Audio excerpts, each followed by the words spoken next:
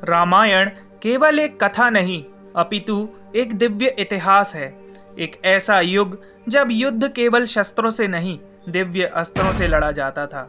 ये अस्त्र केवल शक्ति के प्रतीक नहीं थे बल्कि ईश्वर से प्राप्त आशीर्वाद और आत्मनियंत्रण का प्रतीक थे। आइए जानते हैं उन अद्भुत और अलौकिक अस्त्रों के विषय में जिन्होंने रामायण को बनाया एक दिव्य युद्ध की अमर गाथा।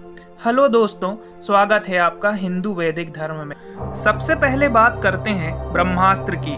ये अस्त्र स्वयं ब्रह्मा जी द्वारा प्रदान किया जाता था। ऐसा कहा जाता है कि इसका प्रहार जहां होता वहां वर्षों तक जीवन बिल्कुल असंभव था। इसका प्रयोग इंद्रजीत ने लक्ष्मण जी पर किया था और वे मूर्छित हो गए थे, किंतु भगवान राम ने इस अस्त्र का प्रयोग केवल धर्म की रक्षा हेतु सोचा, क्योंकि इसका दुरुपयोग संपूर्ण विनाश ला सकता था।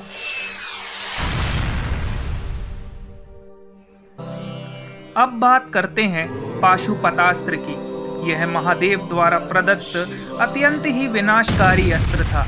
इसका प्रयोग यदि हो जाता तो संपूर्ण लंका नष्ट हो जाती।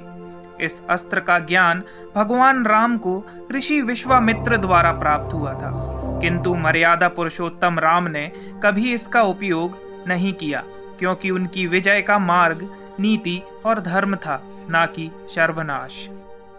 रामायण में और भी कई दिव्यास्त्रों का वर्णन मिलता है, जैसे इंद्र के वज्र समान इंद्रास्त्र, यह शत्रु को विध्वस्त करता था।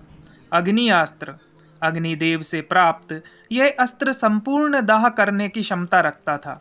और वरुणास्त्र, जल का नियंत्रण करने वाला, इससे समुद्र तक फट जाता था।